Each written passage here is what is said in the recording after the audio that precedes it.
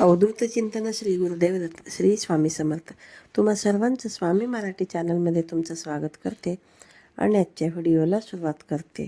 तर बघा कसं असतं ना की आयुष्यामधील आपल्या कठीण काळामधून ज्यावेळेस आपण जात असतो त्यावेळेस आपल्याला कोणाची साथ नसते, कोणाचा आधार मिळत नाही. बघा सगळं आपल्याजवळ असेल, पैसा पाणी सगळं व्यवस्थित चाललेलं असेल तर जी सगळी माणसं असतात, सगळी नातेवाईक असतात ती आपली असतात. पण जेव्हा आपल्यावर वेळ येत असते तेव्हा कोणीच आपलं नसतं. पण जेव्हा आपण आपलं म्हणत असतो ते सुद्धा आपले जे लोक आहेत ना ते दूर जात असतात. बाकीच्या लोकांचा तर विषय सोडा. पण अशा परिस्थितीमध्ये तुम्ही आहात. आता मी नाही हे सांगत की बघा कसं वेगवेगळं काही ना काही प्रॉब्लेम चालू असतील आणि काही कठीण काळामधून तुम्ही जात असाल तेव्हा मग तुमच्या आयुष्यामधील कठीण काळामध्ये असतात त्यावेळेला तुम्हाला हार न मानता, खचून न जाता, रडत न बसता, मला कोणाची गरज नाही, याच्यासाठी मला उपाय करायचे आहेत. मग तुम्ही काय करता की हे जे उपाय घेण्यासाठी तुम्ही स्वतःवरती ही अशी वेळ ओढवून घेता. आणि बघा प्रत्येक गोष्टीवर बघा प्रत्येक समस्यांवरती आजकाल जो आहे तो उपाय आहे. आणि बरेच जण काय करतात की प्रत्येक ह्याच्यावरती उपाय आहे, त्याच्यावर हा उपाय आहे की याच्यावर तो उपाय आहे, कोणत्या गोष्टीसाठी कोणती गोष्ट आपण केली पाहिजे. अशा बऱ्याचशा गोष्टी असतात जे आपण स्वतःहून आपल्या आयुष्यामध्ये आणलेल्या असतात. त्यासाठी आपल्याला काय करायचे की आपल्या आयुष्यामध्ये थोडेसे बदल करावे लागतात. प्रत्येक गोष्टीसाठी बघा उपायच नसतो. आणि तुम्ही उपाय वगैरे जरी केला तरी तुम्हाला तासाभरामध्ये, रात्रीमध्ये, काही दिवसांमधून तुम्हाला ह्या ज्या गोष्टी आहेत ना त्या शक्य होणार नाही. त्यासाठी सुद्धा तुम्हाला थोडंसं आहे ना धीर असावा लागतो, पेशन्स असावे लागतात. ज्याच्यामध्ये बघा पेशन्स असतात त्याच्यामध्ये सुद्धा बघा एक सेवेचा कालावधी असतो. एका दिवसामध्ये केलेलं हे जे काही पुण्य असतं ते एका दिवसातलं नसतं. त्यामुळे जेव्हा जेव्हा आपल्याला बघा वाईट परिस्थिती असते, वाईट वेळ असते, कोणतीही सेवा करण्यासाठी आपलं मन होत नाही. मग आपण ती काय म्हणतो की चमत्कार होणार आहे का, हे होणार आहे का म्हणून, आणि मग त्याचाही आपल्याला लगेच काही फायदा मिळत नाही. म्हणून काय करायचं की सगळ्यात पहिलं तुमच्यावर जेव्हा वाईट वेळ आलेली असते त्यावेळेला तुम्हाला तुमच्या कुळामध्ये तुमच्या पूर्वजांनी, आणि बघा जर तुम्ही महिला असाल तर तुमचे सासू सासरे असतील, तुमचे भावकी बघा कुळाचा सन्मान करत असतात. आपल्या कुळांना आपल्याला शरण जायचं आहे. स्वतःच्या फायद्यासाठी, स्वतःच्या सांसारिक सुखासाठी, स्वतःच्या मुलांच्या सुखासाठी. असं हे आपल्याला फक्त स्वार्थासाठी नाही करायचं आहे. बघा आपण कधी कधी असं करतो की ह्या देवाने माझं काही केलेलं नाही, मी या देवाचं करत नाही. तर तुम्हाला हे असं न करता तुमचा जो कुठे अहंकार आहे, तुमचा जो इगो आहे, तो इगो तुम्हाला थोडासा बाजूला काढून ठेवायसाठी. हे आपण माणसांसाठी नाही पण मग त्या देवासाठी तरी तुम्ही आहे ना तुमच्या मूळ गावी जाऊन तुमचं जे काही ग्रामदैवत असेल, तुमचे जे कोणते मूळ देव असतील, कुलदैवत असतील, तुमच्या घरामध्ये तुमच्या सासू असतील, जावा असतील, घरात तुमचं कोणी भावकीचे असतील, तर देवासाठी तुम्हाला जायचं आहे तर त्या ठिकाणी तुम्ही जाऊन तुमच्या बघा आमचं कुलदैवत हे खंडोबा आहे. तर आम्ही त्या पूर्वीपासून आहे ना खंडोबाची मूर्ती किंवा फोटो जो आहे तो आमच्या घरामध्ये आहे. आणि आमची कुलदेवी जी आहे ना ती रेणुका देवी आहे. त्यामुळे बघा देव हा दगडात नसून मान्यामध्ये असतो. त्यामुळे काय करायचं आहे की तुम्हाला तुम्ही तुमच्या देवतेला वगैरे गेलात, कुलदैवताला गेलात, तर मूर्ती किंवा टाक जो आहे ना तो तुम्हाला अवश्य आणायचा आहे. आणि ते जे आणलेलं आहे ते आपल्या देवघरामध्ये त्याची स्थापनाही करायलाच पाहिजे. आणि बघा आपण कधी कधी देवदर्शनाला जातो. मग बाकीचे जे आपल्या कुलदेवी असतात त्या कुलदेवीचं जे मूळ घर असतं त्या घरामध्ये जाऊन तुम्ही कुलदेवीची मूर्ती, टाक असेल किंवा तुम्ही तुमच्या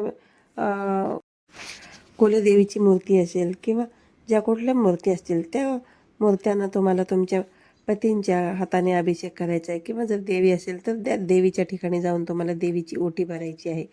तुमच्या स्वतःच्या सासरचं तुमचं जे घर आहे पण तुमच्या कष्टाचं जे तुम्ही कमावले, तुमच्या पतीने कमावले, तुमच्या सासू सासऱ्यांनी कमावलेलं आहे, तुमच्या कष्टातला एक भाग म्हणून स्वतः तुम्ही जे आहे ना जे काही कमाल त्यातलं तेल घेऊन जायचे.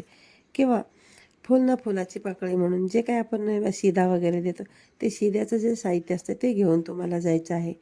त्यानंतर ह्याचा जो काही नैवेद्य असतो तो नैवेद्य करून तुम्हाला कुलदेवीला दाखवायचा आहे. बघा संपूर्ण एक वर्षभर तुम्ही अखंड दिवा जर तुमच्या कुलदेवीच्या नावासाठी लावला आणि या पद्धतीने तुम्ही करू शकता. आणि ही जी कुलदेवीच्या सेवा करण्यासाठी आहे ना, पौर्णिमा तिथी ही अतिशय प्रभावी असते. तुम्ही तिथे काहीतरी बघा पैसे द्या कुलदेवतेच्या ठिकाणी किंवा एखादा तेलाचं पॅकेट वगैरे देऊन किंवा तूप द्या. प्रत्येक पौर्णिमाला तुम्ही अखंड दिवा जो आहे तो लावत जा. कुलदेवीसाठी मी इथे तूप ठेवलेलं आहे किंवा तेल ठेवलेलं आहे. या पद्धतीने आपल्या कुलदेवीचे जोपर्यंत आपल्याला कृपा होत नाही तोपर्यंत आपल्याला हे कोणालाही सांगायचं नाही. बघा आपल्या आयुष्यातल्या ज्या काही सांसारिक समस्या असतात त्या सांसारिक समस्या आहे ना, असं कोणाला सांगितल्याने त्या सुटत नाही. त्यामुळे जोपर्यंत तुम्हाला त्याचा उपाय येत नाही तोपर्यंत ह्या गोष्टी तुम्हाला कोणाला सांगायच्या नाही आहेत. मग काय करायचं की आपण कोणालाही सांगत फिरतो आणि मग त्याचा जो दोष आहे ना तो आपण देवाला देत बसतो. सगळीकडे भटकत बसतो. सगळीकडे मी हे केलं, मी ते केलं, मला त्याचा काहीच फायदा होत नाही. बघा तुमचे कुळदेव तुम्हाला माहीत नाही आहेत, तुम्हाला गावाला कुठे जायचं हे माहीत नाही, तर मग तुम्ही तुमच्या स्वतःच्या घरामध्ये ज्या ठिकाणी राहता त्या ठिकाणी तुमच्या देवघरामध्ये कुलदेवीचा फोटो असेल, टाक असेल, मूर्ती असेल, मग कुलदेवीचा जो वार आहे त्या वारी तुम्ही कुलदेवीला जो आहे तो अभिषेक करायचा आहे. आणि कुलदेवीचा जो वार असेल त्या दिवशी घरातील महिला ज्या असतात त्या महिलांनी उपवास धरायचा आहे. कुलदैवत जे आहेत तर कुलदैवतेचा जो वार आहे त्या दिवशी तुम्ही तुमच्या पतींना उपवास धरायला सांगा. कुलदेवीची सेवा म्हणून दररोज तुम्हाला कुलदेवीला जाणं शक्य होत नाही. मग तुम्ही आपल्या घरामध्ये जी कुलदेवी असते तिचा तरी तुम्ही या पद्धतीने कुळाचार करू शकता. त्याचबरोबर तुमच्या ह्या अडचणींमधून मार्ग निघण्यासाठी तुम्ही दुर्गा सप्तशतीचं निदान रोज एक तरी पाठ करू शकता. किंवा मग कुलदेवीचा जो वार आहे त्या दिवशीसुद्धा तुम्ही एक अध्याय तरी नक्कीच वाचू शकता. या पद्धतीने जी आहे ना तुम्ही तुमच्या कुलदेवीची सेवा करत चला.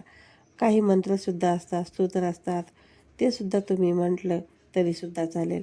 आणि बघा तुम्ही जर ही सेवा करायला सुरुवात केली ना तर हळूहळू तुमच्या परिस्थितीमध्ये बदल होताना दिसून येईल तुम्हाला. अगोदर बघा कसं की आपण एखाद्या गोष्टीमध्ये गुरफटून जात होतो, गेलेलो होतो आणि त्यातून तुम्हाला बाहेर निघण्यासाठी कोणताच आसेचा मार्ग सापडत नव्हता. तर मग तुम्हाला काय करायचं आहे की तुमच्या कुलदेवींची, पितरांची माफी मागायची आहे आणि तुम्हाला तुमच्या पितरांचं, कुलदेवतांचं स्मरण करायचं आहे. आणि तुम्ही जे काही आशीर्वाद आहेत ते आशीर्वाद माझ्यावरती असू द्या. बघा आपण जे आहे ते आपल्या पितरांमुळे तर आज आहोत. आपले जे पित्र असतात ते आपले काही ना काही आपल्यासाठी ठेवून गेलेलं असतं. आपली जी प्रॉपर्टी असते ती वडिलोपार्जित असते. त्यामुळे तेथे कोणाचा तरी पितरांचा आशीर्वाद आहे. मग आपल्या पितरांना हे कसं विसरून चालेल. त्यामुळे दक्षिण दिशेला तोंड करून तुम्हाला बसायचं आहे आणि तुमच्या पितरांच्या नावाचं स्मरण करायचं आहे.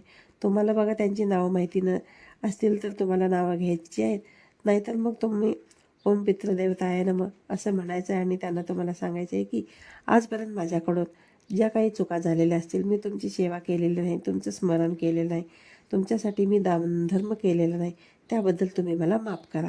माझ्या आयुष्यामध्ये असे काही प्रॉब्लेम्स आहेत की हे सर्व प्रॉब्लेम सुटावेत म्हणून माझ्या आता लक्षात आलं, म्हणून मी माझ्या पद्धतीने मला जितकं जमेल तितकी मी तुमची सेवा करणार आहे. तुमच्यासाठी मी पितरांसाठी मी दानधर्म करणार आहे. बघा पितरांसाठी तुम्ही आहे ना भगवद्गीता जो आहे ते भगवद्गीतेचं सुद्धा तुम्ही पठण करू शकता. त्याचं पठण तुम्ही अमावस्या, एकादशीला जरी पारायण करायला जरी तुम्ही सुरुवात केली ना तर पितरांसाठी बघा अमावस्या आहे ना ही एक वरदानच आहे. अमावस्या हा दिवस पितरांसाठी समर्पित आहे. त्याचबरोबर देवी लक्ष्मीसाठी समर्पित आहे, विष्णूंसाठी समर्पित आहे.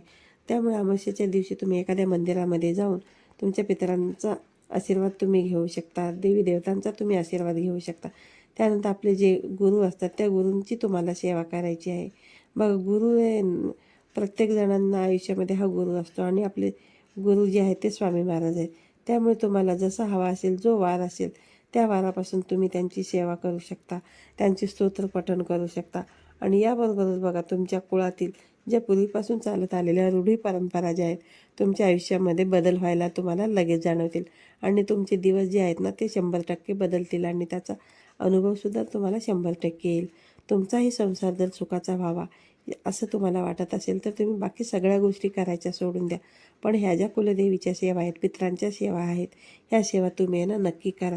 याचा तुम्हाला नक्कीच फरक झालेला तुमच्या आयुष्यामध्ये दिसून येईल. व्हिडिओमध्ये सांगितलेली माहिती आवडली असेल तर व्हिडिओला लाईक करा, शेअर करा. पुन्हा भेटूया अशाच एका नवीन आणि माहितीपूर्ण व्हिडिओमध्ये. तोपर्यंत सर्वांना श्री स्वामी समर्थ.